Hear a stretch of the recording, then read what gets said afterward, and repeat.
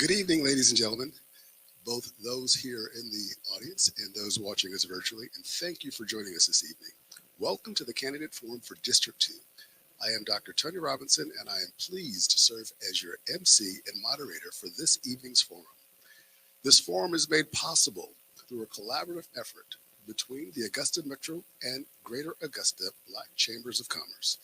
We would also like to thank the Salvation Army for the use of the Kroc Center's Chapel Theater for all of our candidate forums this week, and to acknowledge our media sponsor, WJBF News Channel 6, for their support in providing live stream services for our candidate forums through WJBF.com. The purpose of the forums this week is to provide voters with the opportunity to learn more about candidates and their campaign platforms. Candidate forums this week will include: tonight we'll hear from candidates running in Districts 2 and 4 commission seat races. On Wednesday night, we'll hear from candidates running on the 6th and 10th commission districts. And on Thursday, we will be hearing from all 9 mayoral candidates running for office. Before I introduce our first group of candidates, I would like to tell you how the forum will work. To begin, each candidate has been seated in alphabetical order. Beginning with the first candidate in alphabetical order, each candidate will have 5 minutes for opening remarks. Afterwards, we will move to questions from our panel. Serving on tonight's panel are Ms. Ronique West, President of the Greater Augusta Black Chamber of Commerce, Ms. Sue Parr, President of the Augusta Metro Chamber of Commerce. Both of these organizations have developed questions from issues of interest to their memberships. No questions have been shared with any of the candidates in advance of these forums. Candidates will have 3 minutes to answer questions from the panel. Questions from the panel will be directed to candidates in rotating order. We have a timekeeper for our forums. The timekeeper will raise a yellow card when candidates have 30 seconds left in their remarks, and a red card when candidates must complete their remarks. For our audience in attendance tonight, we ask that you remain respectful of all candidates and to not interfere with their comments. So again, thank you to all of our candidates for being here tonight. Unless there are any questions, we will begin. Tonight's candidates for District 2, seated in alphabetical order, are Mr. Leroy Crew, affectionately known in the community as Ray Montana, and Ms. Stacy Pulliam. We would also like to mention that Mr. Charles Cummings responded to our invitation, but is unfortunately out of town and cannot participate tonight. Mr. Montoya, please begin with your 5-minute opening statement.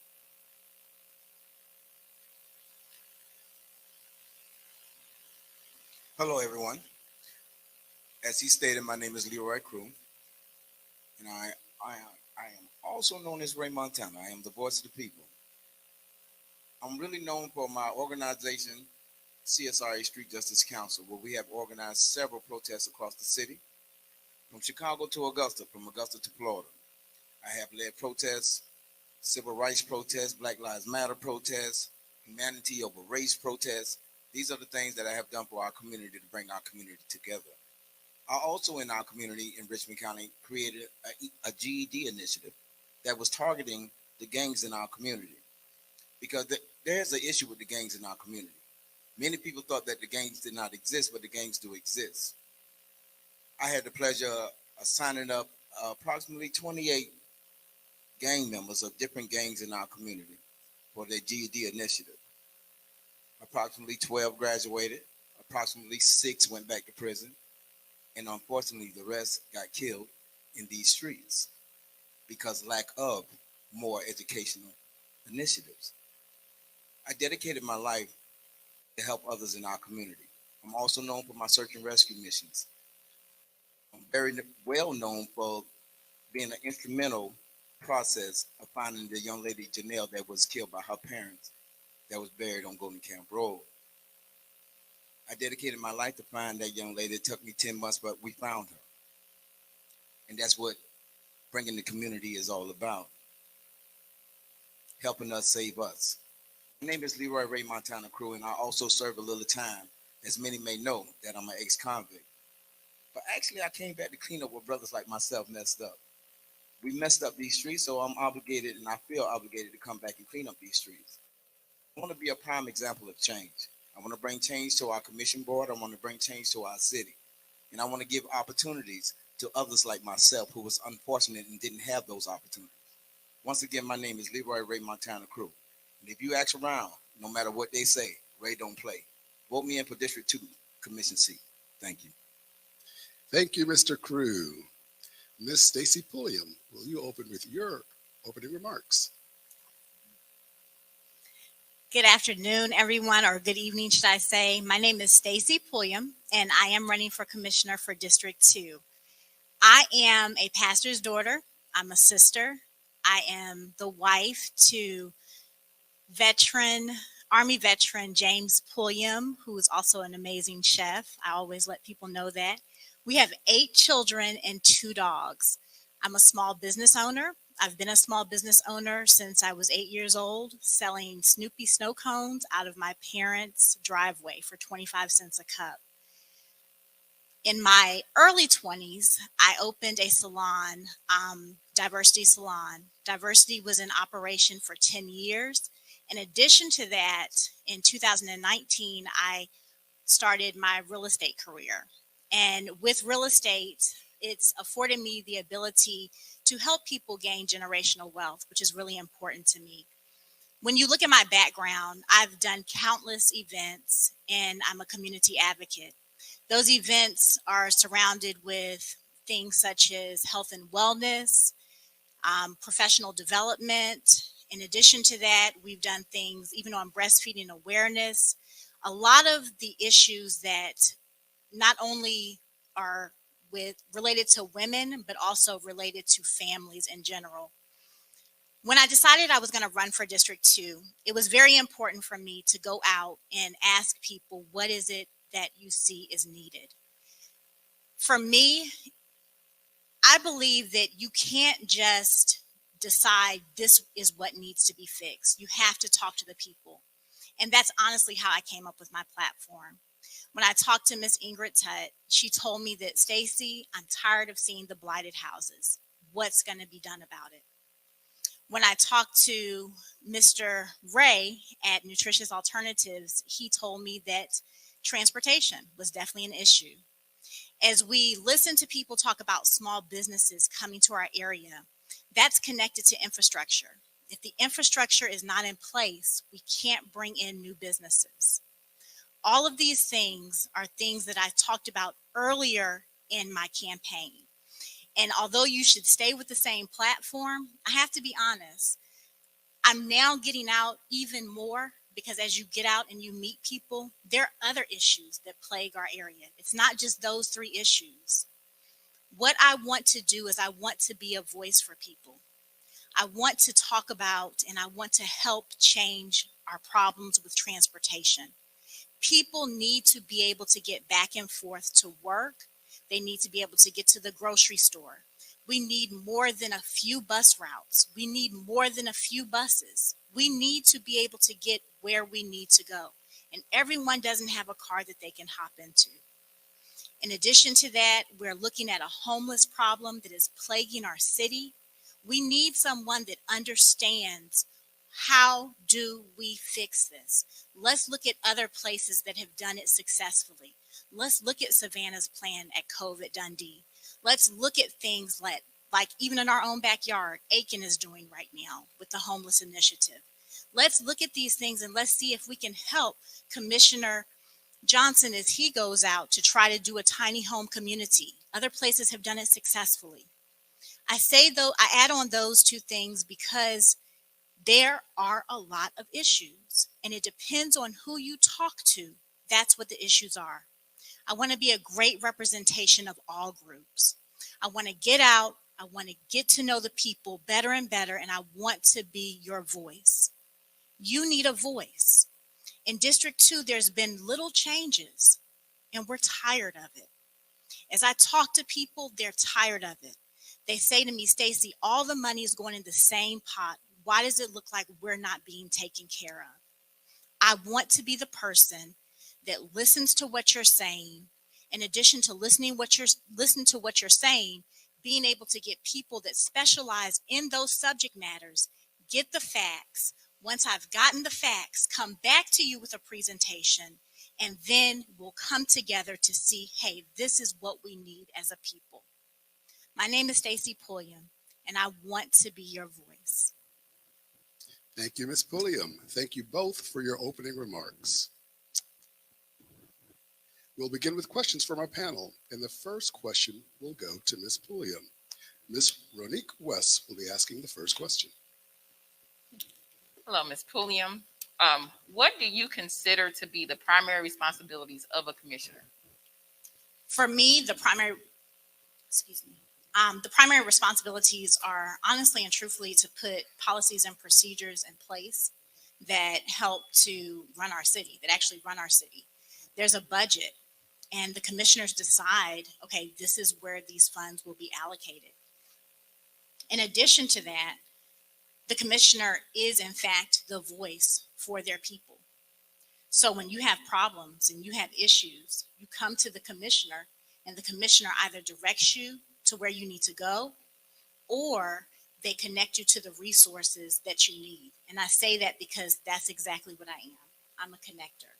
But that's what I see the commissioner's job as being, putting policies and procedures in place, making sure that the money that the city has is spent the way it should be spent, and being a voice for their people.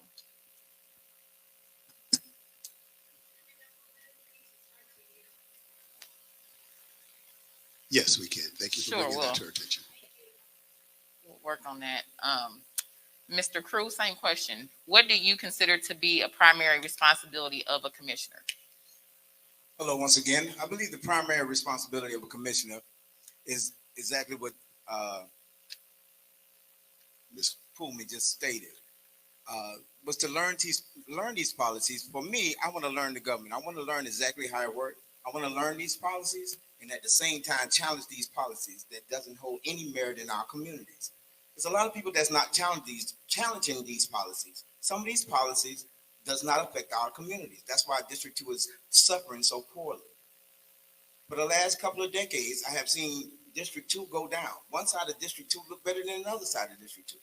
I believe District 2 should all look the same. And another job as commissioner for District 2 and for all commissioners is to follow their money.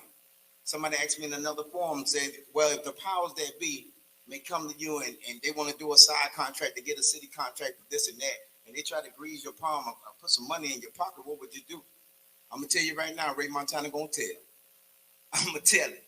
I'm going to tell it to the people so we can apply pressure to the problem. See, I'm not in it for the money. I'm definitely not in it for the money. I have passion for the people. So as a commissioner, I want to be transparent. I want to follow that money and make sure that money get allocated to the places that it needs to go. And let the people know firsthand. Thank you. Our next question will go to Ms. Parr. Mr. Crew, the Augusta Richmond County budget has undergone some significant ups and downs over the last 2 years. Do you believe the budget and the process to develop it is aligned with the priorities of constituents? What are your ideas to develop a budget and ensure fiscal accountability? Okay. I'll switch mics again. To develop a budget, we must know what the people need and what the community needs. There's a lot of things in our community that is needed. They asked us in another form, if we would give each of y'all $1 million for your district, what would you do for your district? In my district, we have poor sidewalks or no sidewalks. In my district, there is no bus shelters for my elders. I opened up my restaurant 2 hours early so the elders can come in our restaurant so they won't get rained on in our restaurant. See, these are part of the problems. Even the shrubbery, even the blighted houses and things of that nature. We need to do something about that. We need to, if you ask me, District 2 and District 1 need palm trees all the way down to the water. We need to beautify our city. So if I had $1 million and things, like I said, we got to find out what the city needs, exactly what it needs. And I know some things that we need. And we need more than $1 million to do it. Thank you. Ms. Pulliam, the same question. The Augusta Richmond County budget has undergone significant ups and downs over the last 2 years. Do you believe the budget and the process to develop it is aligned with the priorities of constituents. What are your ideas to develop a budget and ensure fiscal accountability? So in answering the first part of the question, I'm sorry, it's like an echo. It is much better? Okay. All right. So in answering the question, do I feel as though the funds have been allocated in all of the right places? Is that what I heard you saying, the first part of the question? No, I don't. But it's much like a lot of cities. We tend to put more money where we have more tourism.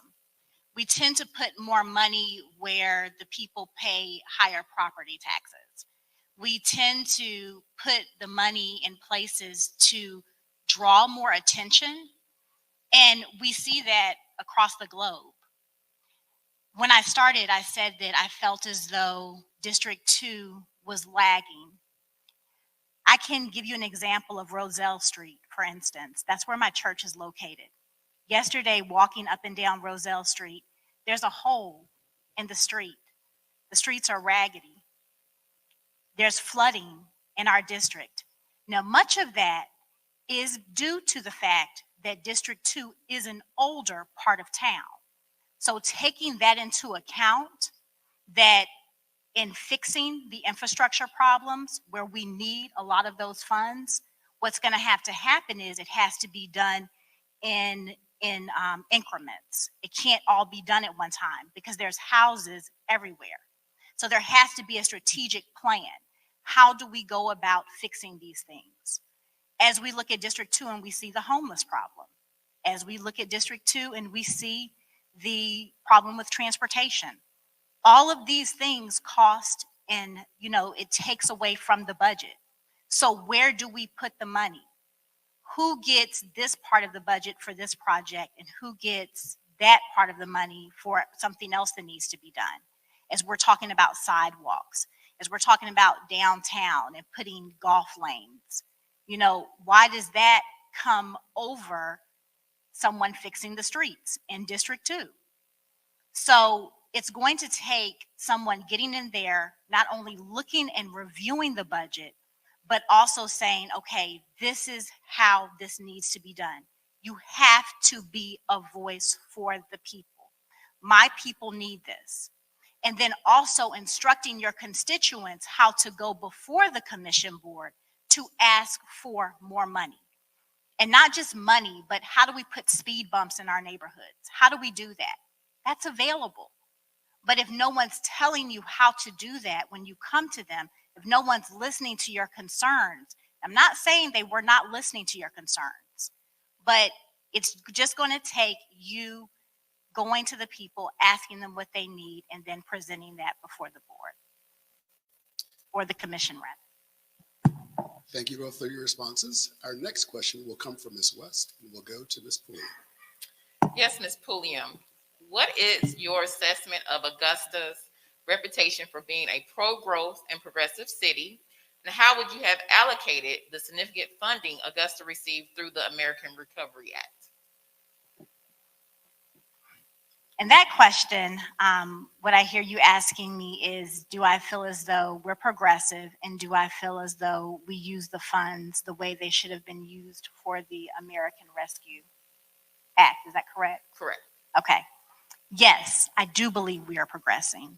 I think we see it. And recently I was asked a question, do I think that change is there? So I moved here in 1995. And from 1995 until now, there has been change. When you look at the Laney Walker, Bethlehem area, and the work that even our housing and community development is doing in bringing affordable housing, I see where Twig Circle has changed drastically. I see how that change is moving up Martin Luther King Boulevard. So even as, like I said, I'm in real estate. Even as I am selling real estate, I see the value of homes in Turpin Hill increasing. Well, what is that doing? That is actually making it so the people that own their homes, when they want to leave them to their families, you now have something to leave that has created wealth because your property values are increasing. So yes, there has been change and we are progressing. It's slow, but we are doing it. And even with the change of our government, the change of seats, as more people come in and they have the progressive thinking, I believe it will continue. Do I feel like we use the American Rescue Funds in the right manner? I do believe that we were definitely trying to do that. There was a lot of money that was allocated even for rents. For those of you that follow the news, you see that a lot of people were kicked out of their homes. There were a lot of cases, and so the state took back over actually allocating those funds. And when they did that, now you can go in and put in an application and you can get it 7 to 14 days. So yes, we did try to use those funds in the right way, but sometimes when there's so many issues and there's so many problems that you have to fix, it becomes a matter of what's the priority. That's my answer. Thank you. Mr. Crew, same question. What is your assessment of Augusta's reputation for being a pro-growth and progressive city? And how would you have allocated the significant funding Augusta received through the American Recovery Act? Well, I really believe our city is a progressive city, but it's becoming not affordable. The wages doesn't match the progressiveness. Our wages at our jobs in these factories does not match the progressiveness. We have apartments right across the Riceville Road, across the railroad tracks. That's $1,300 a month. When those homes and those apartments was $450 a month. We have a new development that's coming in downtown Augusta where those apartments going to be $1,500 a month. The wages don't match. So we have to create policies to even help our community to gain. So until the government or to whomever the powers may be, create wages that's affordable enough for us to progress as a progressive city. If we're not economically balanced, how can we progress? Okay, we got buildings coming up. We have beautiful buildings coming up. But if the people are not coming up like the buildings are coming up, then we're gonna fall. And we're gonna have a problem in our city, and it's going to increase the crime rate in our city.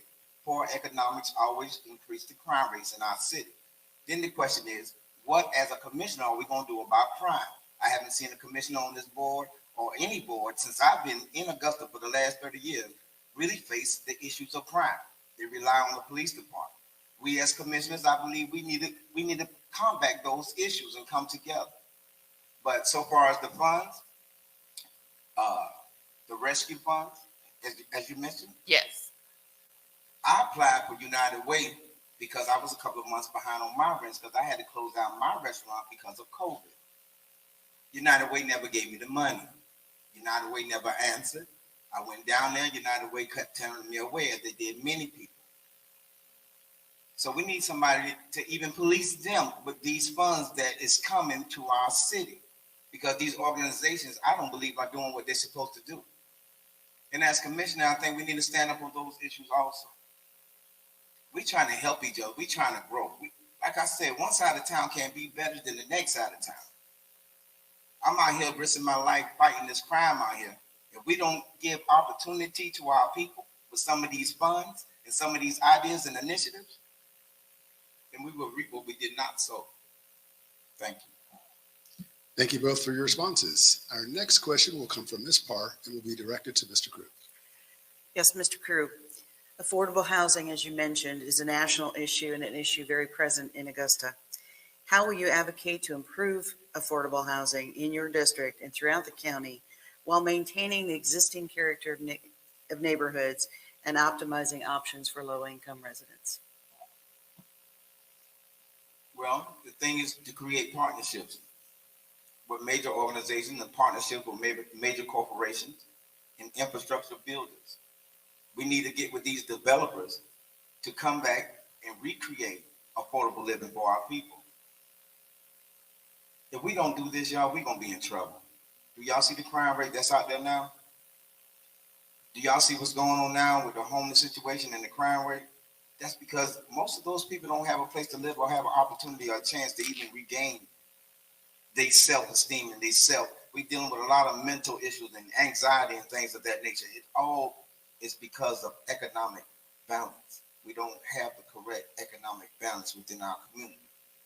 As a commissioner, we need to find out where that money missing. We got $27,000 missing now. Then nobody know where it's at. That money could have went out there to help these people. We got to make a difference in our community. I'm sick and tired of being sick and tired and seeing the old way, the old sticking way, and they not thinking 21st century. We was at another forum. One of the candidates said that we need to start having town hall meetings. Nobody goes to town hall meetings anymore, PTA meetings. We got to think 21st century. We got to bring it virtual. Something I see the chamber doing a lot of, bringing it virtually, because a lot of people don't even know about the Augusta chamber or the black chamber. So we need to give those type of opportunities. And what was the ending of that question? Maintaining the existing character of neighborhoods and options for low-income residents. Absolutely. And it's sad that our historical residents is being pushed up out of these areas. Many of our black communities and black business people within District 2, they can't afford to bring them houses and things up the code. And I know some money's out there to help these people bring these things up the code so we can keep our historical black district combined with our other parts that's not historically black, but our residents in District 2. We can't have a rich side of District 2 and a poor side of District 2. It just don't make no sense to me. We can't have over there by Central Avenue and by Daniel Field by the airport and everybody looking all beautified, and then you come down there to MLK and you see rubbish. All the churches' chicken buildings being knocked down or bought by the Asians, and the Asians are moving in, buying the church chicken buildings, making them convenience stores, and many of y'all don't know that. But we need to do this for our own community instead of letting people always come in our community. We need to build the people that's in our community. I don't know if I went off on the subject, but I'm so passionate about the people, and I'm so sick and tired of being sick and tired of poor government in our community and not knowing where that money going, so we can build up our community, so we can look like the other side of town. I want people and the children to walk through our neighborhoods and be safe. I live on Turpin Hill. I got a small little house on Turpin Hill. They do 100 miles per hour going up that way. And I don't know if the speed bumps is something that the commission can do, but I'm building up new home associations. That's what we lack. And even as a county commissioner, we got to get in the community and encourage them to build these home associations so that we can raise those funds to get those children that play signs, those speed bumps that we want, those sidewalks painted and curbs edged real nice, and have the street sweeper come through there, because it all takes money. And if I did go off the subject, I'm sorry, but I'm really passionate for my people, and I thank y'all. Ms. Pulliam, would you like me to repeat the question? No, ma'am, I got it. Thank you. So affordable housing, even I believe in your question, you mentioned that is something that literally plagues our nation. You turn on the news, they're talking about affordable housing. They're talking about increased rent rates. It's not just an Augusta problem. It is a nationwide problem. Saying that, in the next breath, I'm going to tell you I was at a developers conference this morning with Housing and Community Development, and they are looking for partners. Housing and Community Development is doing a great job. Right now, they're working on Laney Walker, Bethlehem, but they're able to do projects throughout the city. So as they find developers that are willing to partner with them, there is money available where you can actually get $25,000 towards the purchase of a home, depending upon where that home is built.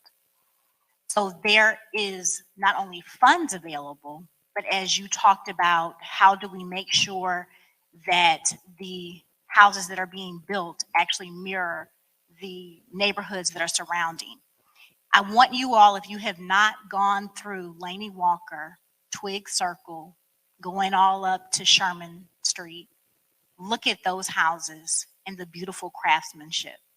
I talk about it all the time because they are really doing a great job to make sure that these houses not only look like they belong here, and when I say belong here, I mean in my mind, I'm always thinking back to, I have an old house. My house was built in 1940. And I like how the houses don't all look the same. They're beautiful colors. They match the bungalow styles that a lot of the older homes were.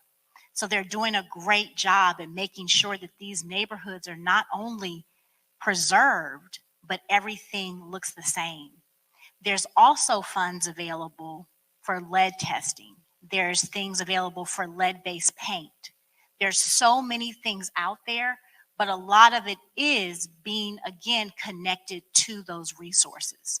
So if you don't know that's out there, if no one's told you and you don't know where to look, you don't know where to go.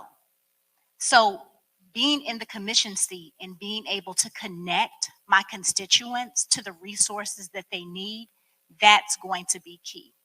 But please go to Housing and Community Development, go to their website if you have access to the internet, and there are a lot of programs that are out there that are available to homeowners. Thank you, Ms. Pulliam and Mr. Crew. Our next question will come from Ms. West to Ms. Pulliam. Hello, Mrs. Pulliam. In November 2021, voters did not approve a property tax increase to fund a new James Brown Arena. What do you believe are the next steps in addressing this issue? I believe we're going to have to go back to the drawing board. You know, whenever we hear increase, we feel as though we're already paying enough, you know, and I'm there with you. I am. Again, I go back to the beginning of my story. I'm a mother of 8 and 2 dogs. So anytime anyone wants to see, hey, you know, we're going to increase this, but we have to also know this. If we want to see things come to our city, if we want to see change, if we want to start bringing in more concerts, if we want to just anything that we're leaving the city to go and do, if we're wanting to bring that stuff here, it's going to cost money. And you can even think about it, in my opinion, the way I see it is the same money I'm using to travel, to go to different places, the same money that I would use to pay to go to, and I'm saying that because we're talking about the James Brown Arena, the same money I pay to go to an event in another city, all of these things, they do cost money. Now, is increasing the property taxes the answer? I'm not saying that. That's why I'm saying we need to go back to the drawing board. Explore our options, see what the options are. Thank you. Mr. Crew, in November 2021, voters did not approve a property tax increase to fund a new James Brown Arena. What do you believe are the next steps in addressing this issue? Well, the next step is to bring it back to the people. And I believe we need to create something that would help pay those property taxes. I believe a property tax increase to evolve us as a city, I believe is necessary. But I believe that it's necessary also to bring other initiatives and ideas to the table, like parking meters. We need them in downtown. Those type things can pay those taxes to alleviate the business owners and the homeowners. We need to bring them parking meters, them parking decks. We need to bring those parking spaces, that green space where people can come in there and park. Same as Savannah, when she mentioned Savannah. I'm from Savannah, Georgia. I just left there. I want to see my father at a personal care home. I'm trying to bring him to Augusta. But I want him to come to Augusta and he feel like, you know, he still crossed that river, that Savannah River. We need them palm trees. We need all those things in our city to beautify our city. We need to help our handicapped and those that are disabled. We need these opportunities in our city. Absolutely. I believe increasing the taxes will bring opportunity to our city. But that not just increasing the taxes, that's bringing other opportunities that we can get some more pennies in there, that we don't have to increase it as high. Thank you. Thank you, candidates. Our next question will come from Ms. Parr and will be directed to Mr. Crew. Mr. Crew, I know we've talked a lot about the top 3 challenges for Augusta Richmond County, but if you could reiterate what you believe to be the top 3 challenges for Augusta Richmond County, and what are your specific ideas for addressing those issues? The 3 biggest problems in Richmond County right now it's gang violence, it's gun violence. That's one of our biggest issues right now. Infrastructure, of course, we can sit here and do the political rundown and talk about the infrastructure, the roads and things of that nature, but we need to talk about us, the people, too. And us, the people, are suffering out here. Many mothers are crying and many children are dying out here in these streets. We got to do something about that. So that's one of our biggest problems is the violence in our community, and I'm willing to address that. I'm out here risking my life about that. We don't want that the crime to tremble down the street into our better areas of District 2. I know those residents wouldn't want to see that. But if we don't contain and maintain what we got going on within these districts where the violence at, it's a lot of violence going on in District 2. Don't let nobody fool you. There's a lot of gang activity going on in District 2. Don't let nobody fool you. But if we don't give these individuals opportunity, all they know is what they know. So that's one of our biggest problems. And infrastructure definitely is our problem in District 2. Like I said, I want to see palm trees going down MLK 15th Street all the way through District 1. District 2, I want to see them sidewalks. I want to see them curves painted with them yellow lines. I want to see that. I want to see them parking meters. I'll pay for that parking meter because I know that tax money going to go to something that we need as a people in our community. So infrastructure is definitely the second on my list. And I'm not just talking about the buildings. I'm talking about the roads and the technology beneath the roads. We're in a cyber hub. Many people haven't really picked up on what we're saying here. There ain't gonna be no more prostitution and selling drugs in them roundabouts down there on 15th Street. Those people gonna get pushed out whether they like it or not. And we gotta get prepared for the future.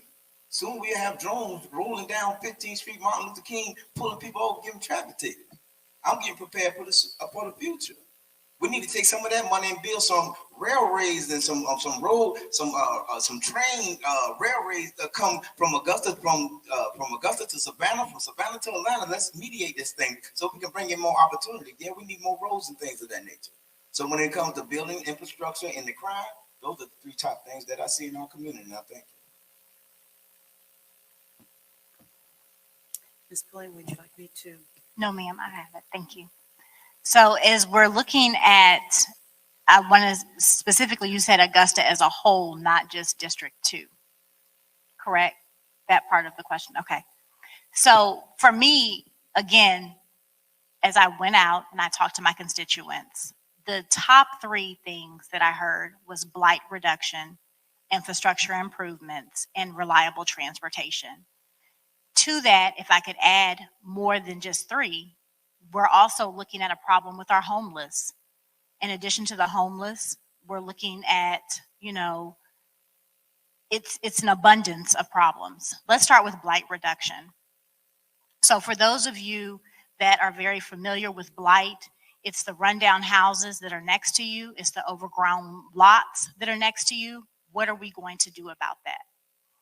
And currently, the Augusta Land Bank Authority, and this was the last commission meeting or the commission meeting before last, they actually proposed a bill. And in their proposal, what they're proposing to do is to take money and actually renovate blighted properties. Soon there will actually be a conference that is going to be open, and they will be discussing that. It's also making sure that we enforce what code enforcement put in place last year when the Augusta Commission approved it for blight reduction. So applying pressure to the landlords that are not taking care of their properties. Next, as we talk about infrastructure, infrastructure is not just the flooding, but as we talk about bringing small businesses to the area, infrastructure also includes making sure the parking lots are the way they need to be. Because how are we going to bring grocers to the city when the grocers then have to take on the bill of not only having a new parking lot and going in and doing underground utilities for lighting? That's a big bill to ask them to take on.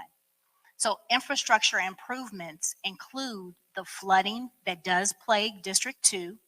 It also includes things that we need, such as the speed bumps, so that people don't get hit and ran down just by crossing the street. It includes all of those things.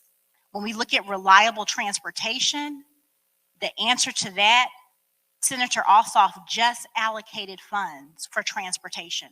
So that's already being worked on. So we need a larger fleet of buses.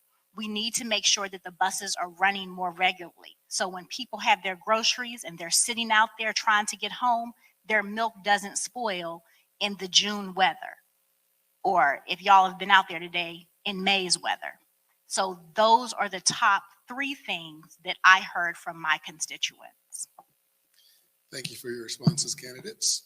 We will have our next question from Ms. West, which is directed to Ms. Pulliam.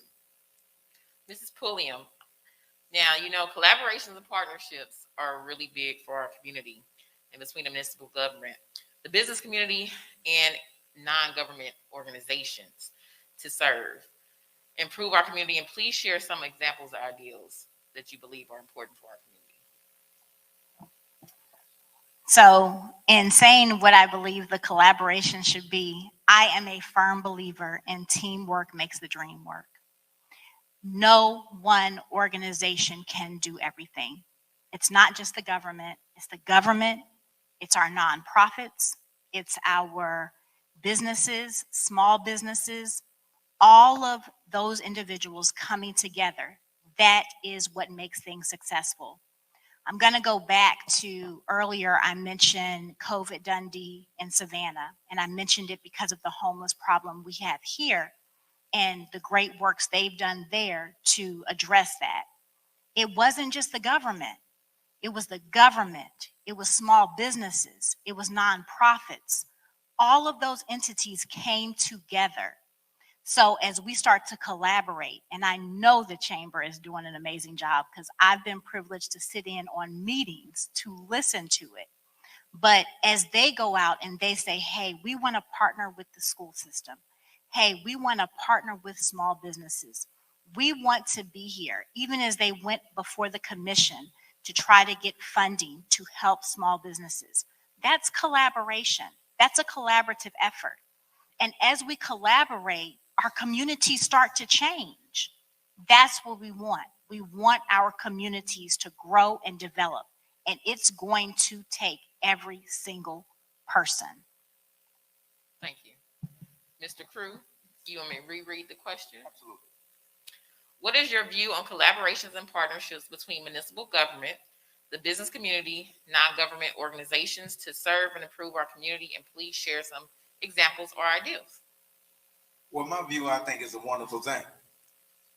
And being who I am, being Ray Montana, being the liaison of the city, being the liaison for the mayor, being the liaison for the sheriff, being the liaison for many commissioners that's on the seat now. I have been the liaison of these streets. When the people have an issue, I know who to call and what resources to use. I have come together and collectively and collaboratively put together organizations. I have helped them create their organizations. I have helped them obtain grant funding. I have done a lot in this community. I've done so much in this community that my name has actually become a household name when it comes to being the glue to the city. I stand on that. And I believe that the efforts that we come together and bring these organizations, like they say, the grassroots organization is the root of the city. We make Augusta look good, baby. We really make Augusta look good.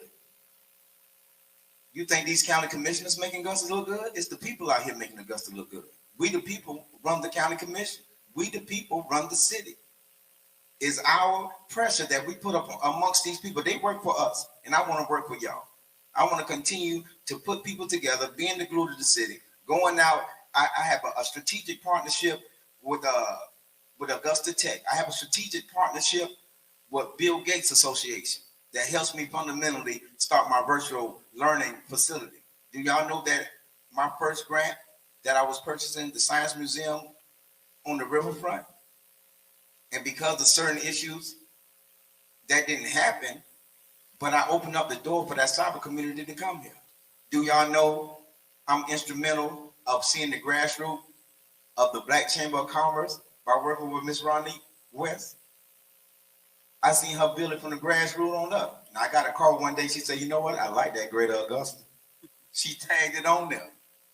I started a movement about Greater Augusta because they were starting about New Atlanta And then Augusta picked up and started saying New Augusta. Then we came up Greater Augusta.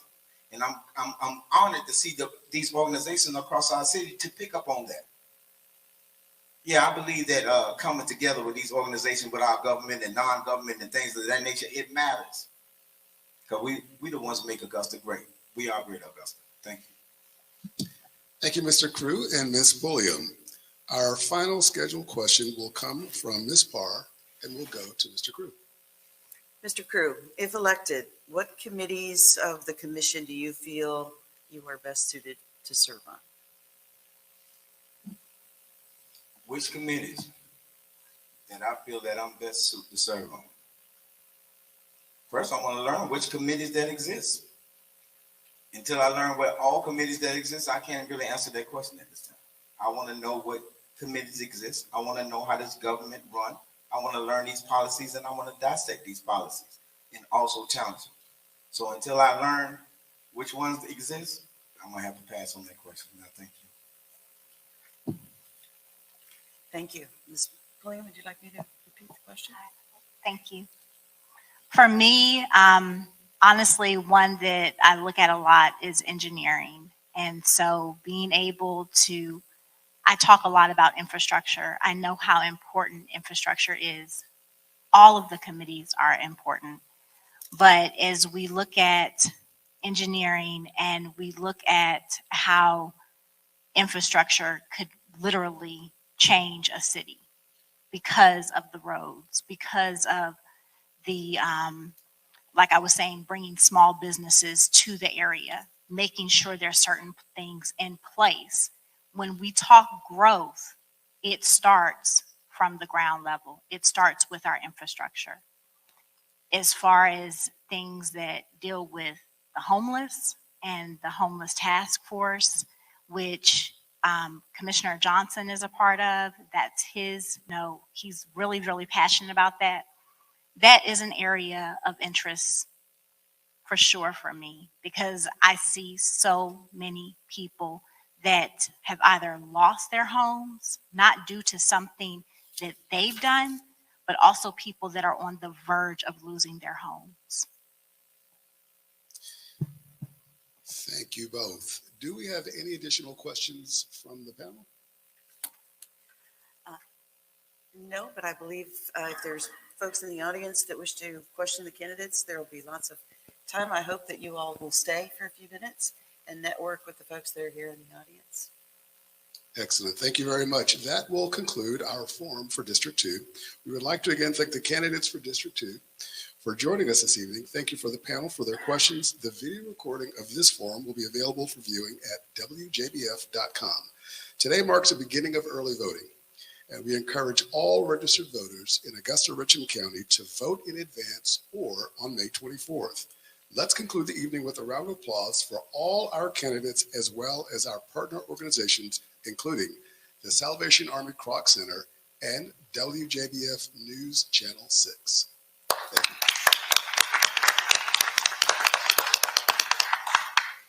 We will now take a 15-minute break to organize for our next forum for District 4.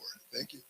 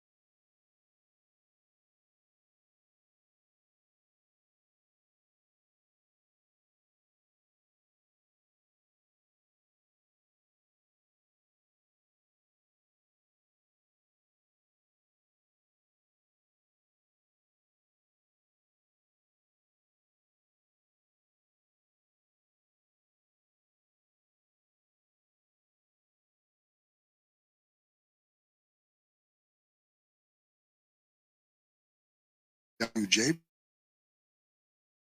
for their support in providing live stream services for our candidate forums through WJBF.com. The purpose of the forums this week is to provide voters with the opportunity to learn more about the candidates and their campaign platforms. Candidate forums this week will include the forum for candidates in the District 2 race were held earlier this evening, and the recording can be seen on WJBF.com. At this time, we'll be conducting our forum for the District 4 Commission seat. On Wednesday night, we will hear from candidates running on the 6th and 10th Commission districts. And on Thursday, we will be hearing from all 9 candidates running for mayor. Before I introduce a candidate for District 4, I would like to tell you how the forum will work. To begin, each candidate has been seated in alphabetical order. That's quite easy to do with one candidate. Beginning with the first candidate in alphabetical order, each candidate will have 5 minutes for opening remarks. Afterwards, we'll move to questions from our panel. Serving on tonight's panel are Ms. Ronique West, President of the Greater Augusta Black Chamber of Commerce, and Ms. Sue Parr, President of the Augusta Metro Chamber of Commerce. Both of these organizations have developed questions from issues of interest to their memberships. No questions have been shared with any of the candidates in advance of these forums. Candidates will have 3 minutes to answer questions from the panel. Questions from the panel will be directed to candidates in rotating order. We have a timekeeper for our forum. The timekeeper will raise a yellow card when candidates have 30 seconds left in their remarks, and a red card when candidates are asked to finish their comments. So again, thank you to all of our candidates for being here tonight. Unless there are any questions, we will begin. Tonight's candidate for District 4 is Mr. Alvin Mason. Good evening, sir. We would like to mention that Ms. Betty Reese declined our invitation to participate tonight.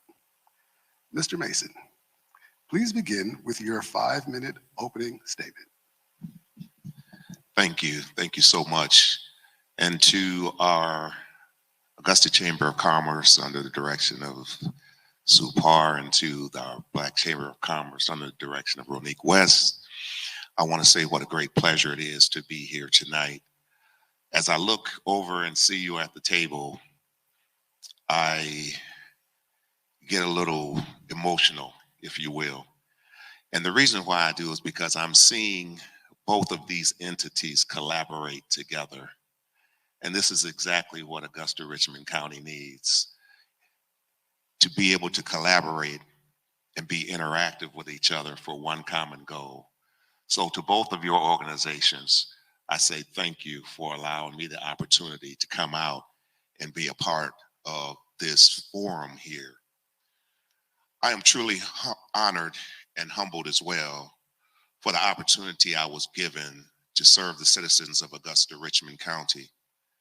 As the current interim commissioner of District 4, and for the past 8 years, from 2007 to 2015, I served as the District 4 commissioner, to include 2 years as the mayor pro tem.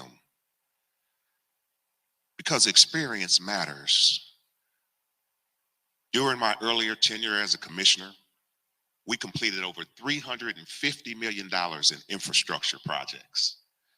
We also completed over $400 million in SPLOST projects. You want to talk about collaboration. In order for us to spend over $750 million in projects, that commission collaborated and made it happen for Augusta Richmond County. It also included the construction of our judicial center, our library, the sheriff's office, the Augusta T Center, the Webster Detention Center, just to name a few. We successfully recruited businesses such as Starbucks, Costco, Cabela's, ADP, and T-Mobile, which brought hundreds of jobs to the Augusta Richmond County area. All of the construction that was done on our special projects and the infrastructure projects also brought additional jobs to Augusta, Richmond County. I'm very proud of that. We help to feed families. We help people to pay their bills. There are many more projects to complete, though, and that is one of the reasons why I'm back running for commissioner for District 4. Specifically in the district, I'm looking at bringing entertainment venues, commercial and retail development out to South Augusta, and working with our Economic Development Authority and our various downtown development authorities and others. We want to bring commercial retail development and growth to the South Side as well, to include a water park out at Diamond Lakes, perhaps an amphitheater where we can have many concerts, candlelight jazz and those type of things out on the south end as well. We need the commercial and retail development, the hotels and the sit-down restaurants.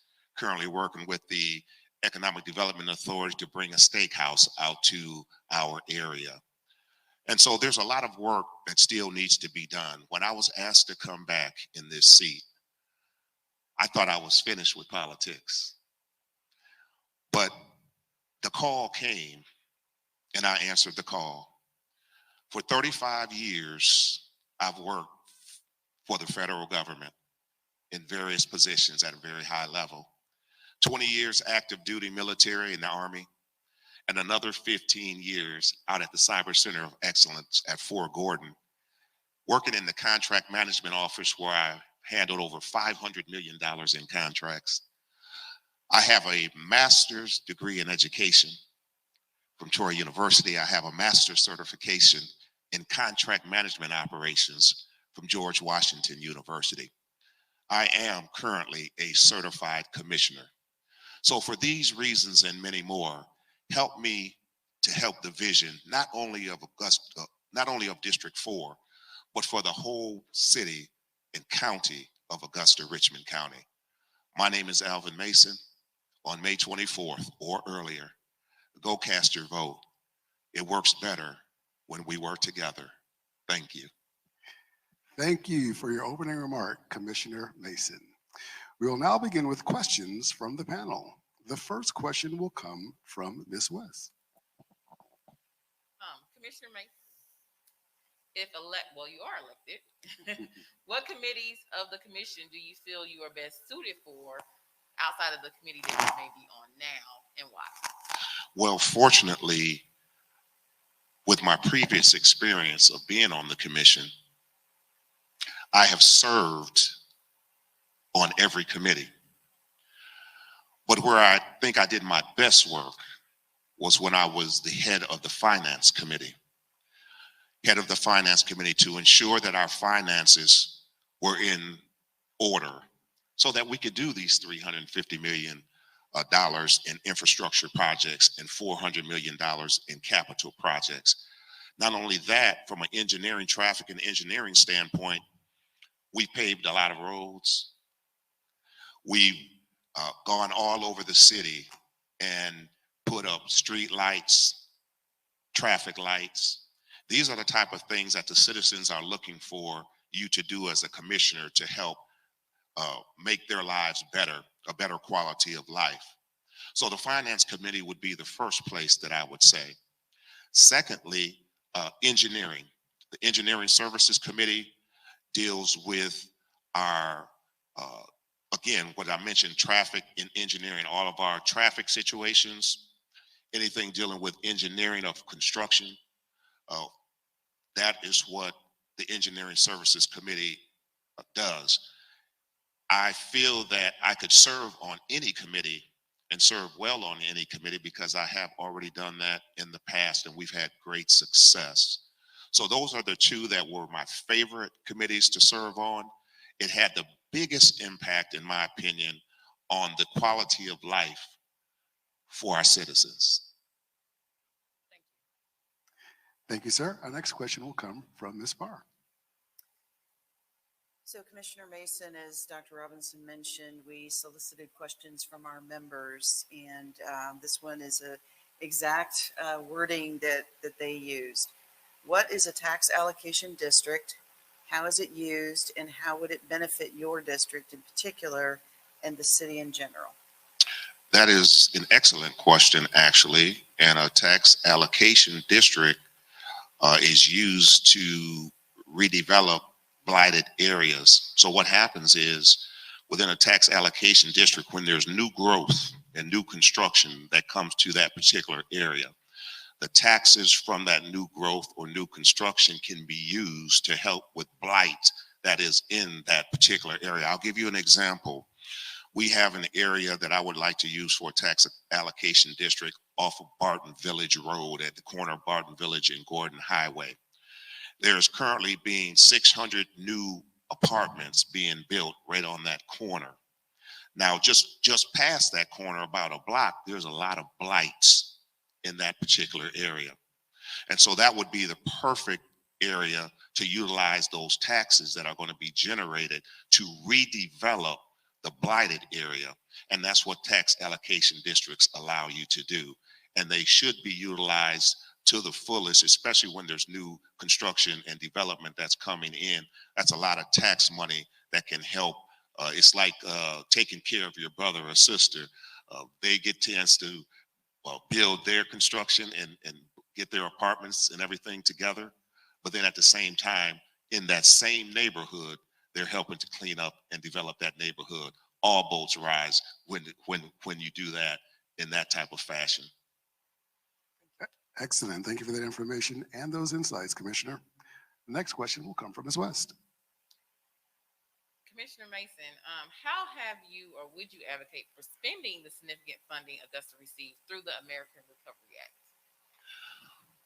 Well, we've received quite a bit of funding.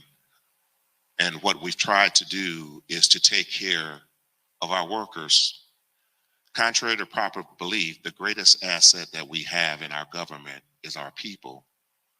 Without our people, we're nothing. And so it's not the equipment, it's not the cars, it's not any of that. It is the people. And so what we did, even during my 7-month tenure since I've been there, is gave bonuses to our employees. We've raised up the wage that no one makes under $15 an hour. We put that in our budget. We've given the sheriff $3.2 million additional to the budget so that he can do the things necessary to try to help keep our community safe. We also gave $1.2 million to the Marshal's Department, the Marshal's Office rather, for the things that they need to ensure that we get what we need within the community. So we're working with our agencies. We've given additional funds to the Canal Authority and DDA. And so we're looking at our organizations that are assisting us, because the city can't do it by itself. We need great organizations such as the Black Chamber, the Chamber of Commerce here in Augusta, to help us get to where we need to be. But in addition to that, we have to take care of the citizens. So one of my biggest pet peeves right now is to deal with the emergency management system that, as far as our ambulance services, to make sure that we are covered throughout the entire Augusta Richmond County area in a proper way. If you have an emergency, especially during times like this that we're in, and you have an emergency, it's imperative that you are able to get to the hospital, regardless of your stature, your economic or social status. You should be able to get to the hospital and receive services. So that is another area that I'm fervently working on to ensure that that happens. And lastly, recreation. It is imperative that we put programs together for our youth to ensure that they are able to have programs that are there that will help them with their SATs, ACTs, that to be tested in such a manner and to have that training. That's going to help our residents and our children really do the types of things that they need to do to become productive citizens in Augusta, Richmond County, because we want them to remain here. Thank you, Commissioner Mason. Ms. Parr. Commissioner Mason, affordable housing is both a national issue and an issue present in Augusta. how will you advocate to improve affordable housing in your district and throughout the county while maintaining the character of neighborhoods and optimizing options for low-income residents? Thank you for that question, Sue. That's a very, very important question. Affordable housing, as you mentioned, is an issue throughout the United States and in some cases throughout the world.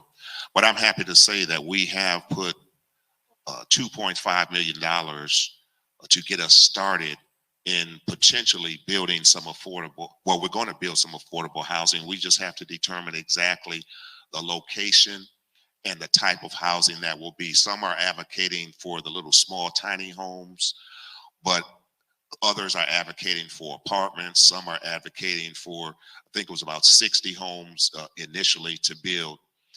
But it's very important that we are our brother and sister's keeper, that we do need to help with that quality of life. It is important, in my opinion, that we put the necessary resources together for us to help out this situation that we have in Augusta, Richmond County. So the affordable housing, like I said, we've already put some money to that. Once we figure out, and when I say we, it's a collaborative and collective effort. It's not just the commission itself. We have solicited others to be a part of this that operate in this venue, in this arena, that have the skill sets and the expertise that can help guide us to make sure that we're doing this in the proper manner. So that's just the beginning, and we certainly have more on the horizon, but we had to start somewhere, and that's where we're starting at this particular time. Excellent. Thank you for your response. Ms. West will provide the next question. What experience do you have with contracts, and does it apply to the job of the commission? What do you believe are the fundamental responsibilities of a commissioner? Contracts as it applies to the commission. The commission is all about contracting for services and products. I'm happy to say, with my 8 years of working in the contract management office at Fort Gordon, I may be one of the only commissioners up there that have that type of experience with my master's certification. I've written performance work statements and statements of work. I've done government cost estimates for products and services. I've done quality assurance surveillance plans as well to make sure that we have a project and a program manager so that the government gets what it's supposed to receive. I've paid invoices to the tunes of millions of dollars. I've saved Fort Gordon well over $1 million, and I've been awarded for 15 straight years at Fort Gordon for my performance of duty. And I'm very, very proud of that. And so the responsibility of the commission is to oversee and approve all the contracts that come through. My expertise in terms of ensuring that the verbiage in the contract is beneficial for the government versus being beneficial for the contract vendor.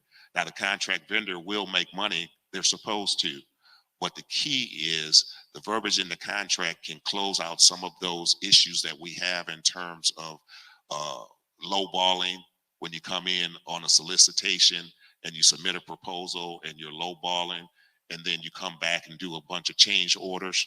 With my experience, that initial contract, when it comes through to the commission, I've done this and will continue to do so.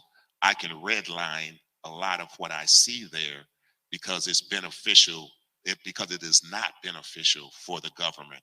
And that's extremely important when you're talking about saving taxpayer dollars to the tunes of hundreds of thousands, if not millions over time.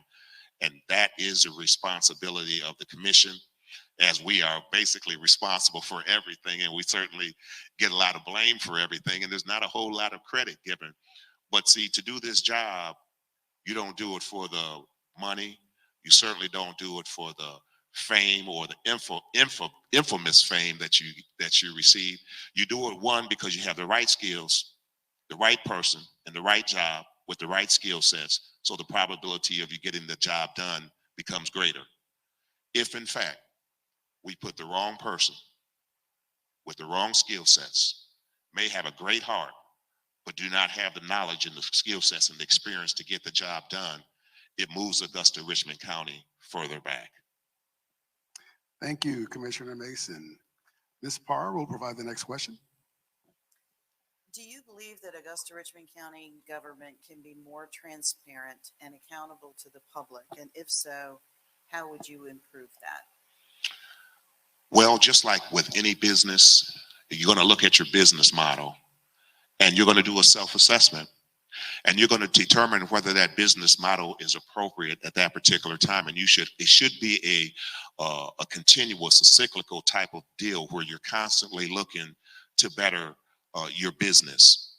Now, having said that, and having had 3 businesses here in Augusta, Richmond County, it's important to make sure that at the end of the day, you do what is necessary to make sure that the individuals that you're dealing with are, excuse me for the pun, up to par. Up to par. Sorry about that, Sue. But let me say this. This job is not a job for everybody.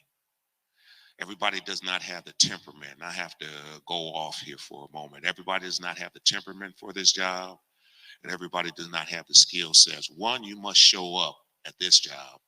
You must show up and you must be prepared. We get a book about yay thick every Friday about the items that's going to come on the commission. And if you're not able to dig into those books and do your research and discern what's happening there and make the necessary correct judgments, Augusta Richmond County loses out. And so what I don't want to see, the reason why I'm back here now, I don't want to see Augusta Richmond County lose out. I came here as a boy in 1984, and Augusta, Georgia made me a man and gave me the lifestyle that I have here. And so I owe Augusta Richmond County. And I'm proud to say that I will continue to serve them, whether I'm in this capacity or whatever capacity that I may be in.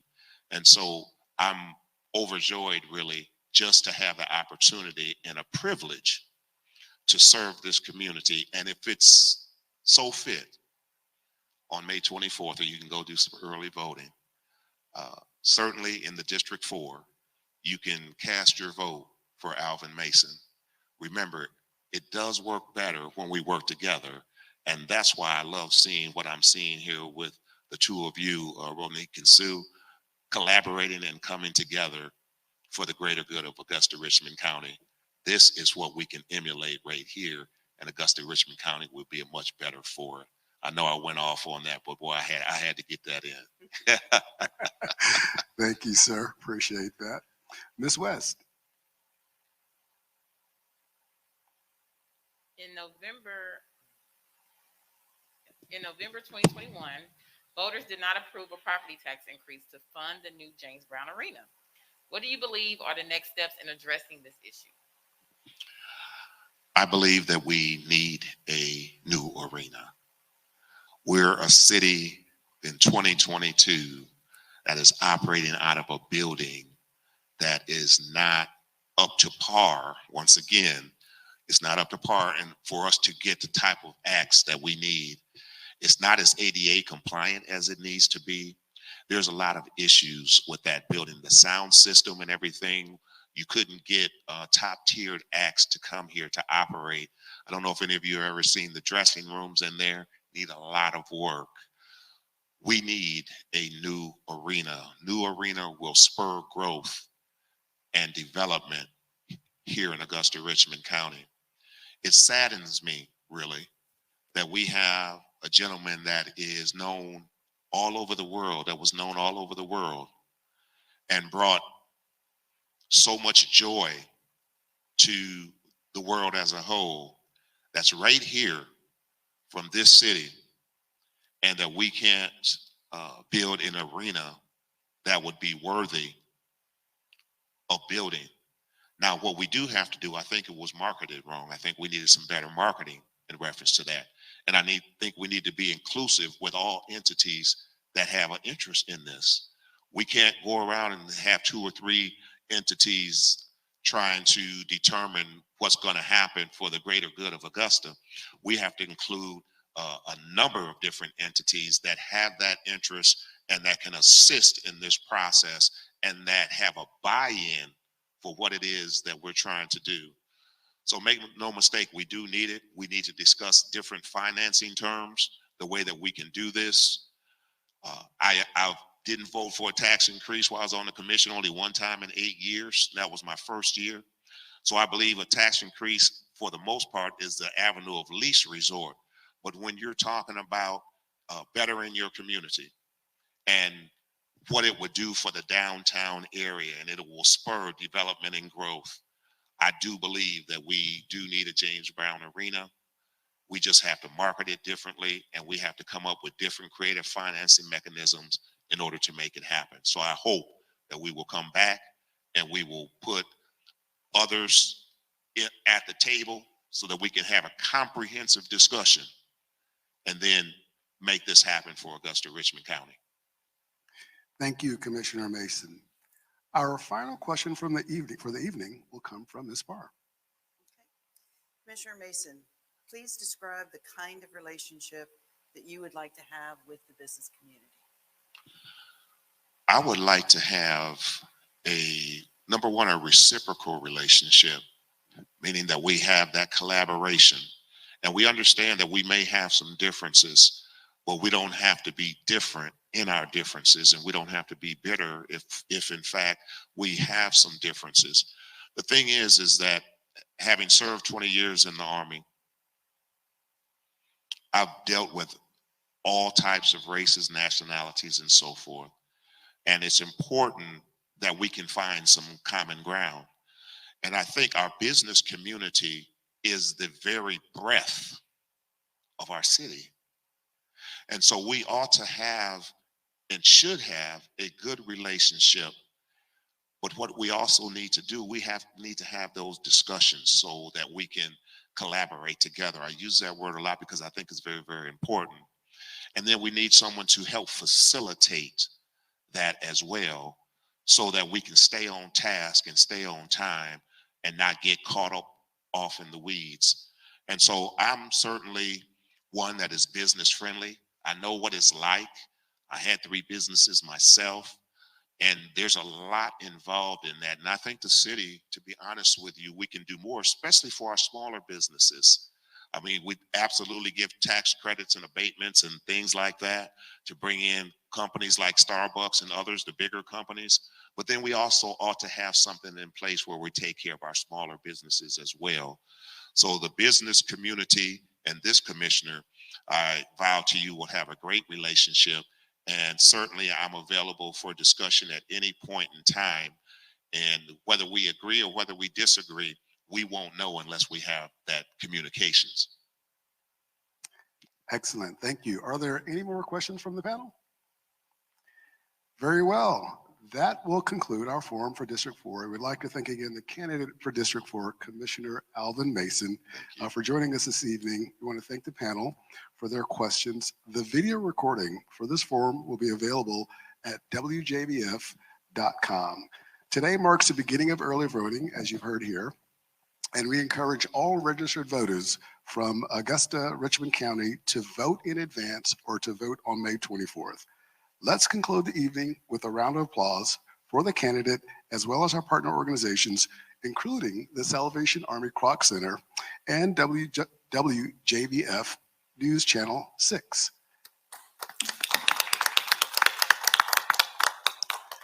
Thanks for coming out and good night.